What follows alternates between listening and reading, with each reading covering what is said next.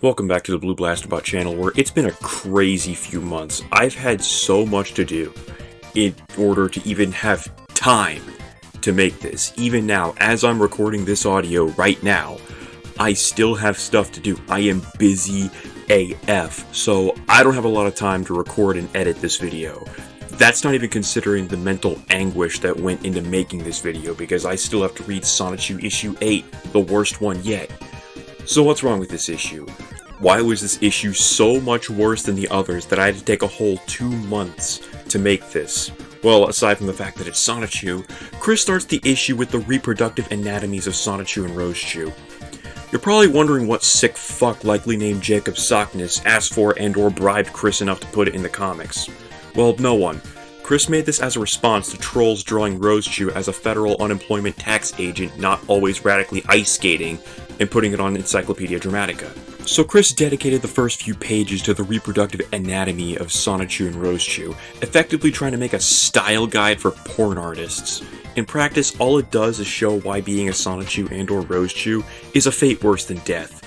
Chris desperately wants readers to know that Rosechu's pussy is hidden by some flap of skin that only recedes during urination, arousal, or a psychic attack, as well as her nipples only appearing when aroused, meaning she can only nurse her young when she's horny.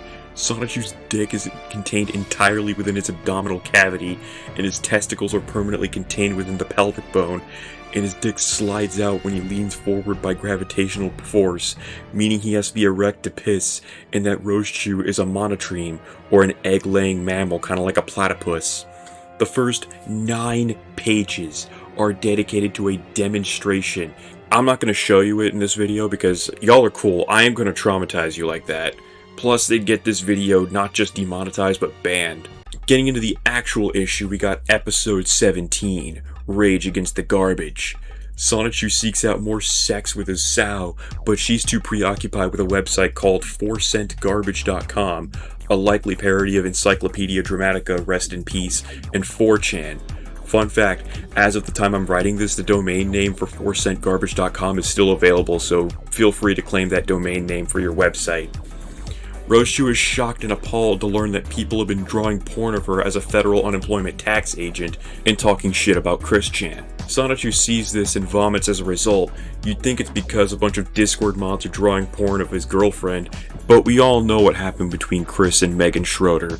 Sonichu's dumbass can't distinguish fantasy from reality, much like his creator, and so is confused as to why anyone would draw Rosechu like that. Rosechu, being for the streets, decides it'd be a good idea to send the trolls pics of her bobs and vagina and upload them to the site. Either Rosechu is dumber than her partner and her creator, or she's an extremely disloyal partner. My money's on both. And before you ask, yes, there are an entire 2 pages dedicated to her photo shoot that I'm not going to show you because, again, y'all are cool like that. Whatever Rosechu's gambit was obviously didn't work because 4cent Garbage makes even more federal unemployment tax agent porn of her. Because of this, Rosechu, Sonichu, and Wild Sonichu get the bright idea to travel over 600 miles from Virginia to Tennessee to be for the random website designed for shitposts and trolling.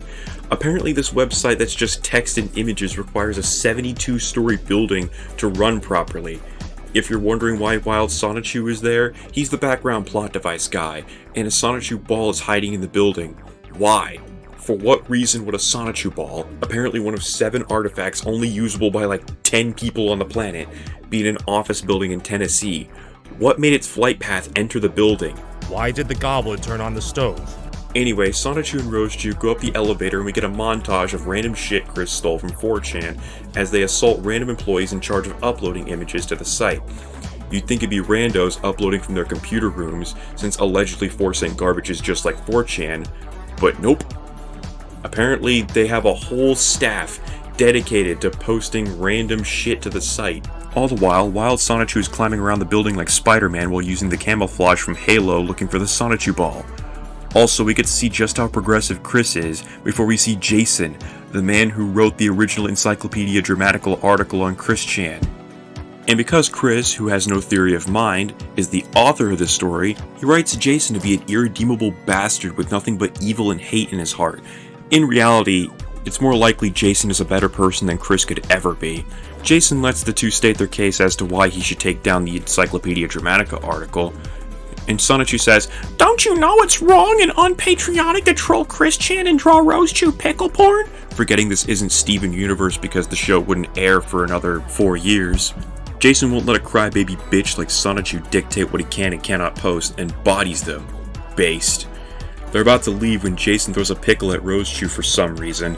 Rose-Chew then takes all of her clothes, gets a severe case of pink eye, and sexually assaults Jason by shoving her pussy in his face while tearing and clawing at the back of his scalp. This is not appropriate conflict resolution. Keep in mind, they came in preaching about forgiveness like it's the story of Joseph in the Bible, and leave by leaving Jason in a pool of blood and Rose-Chew's discharge.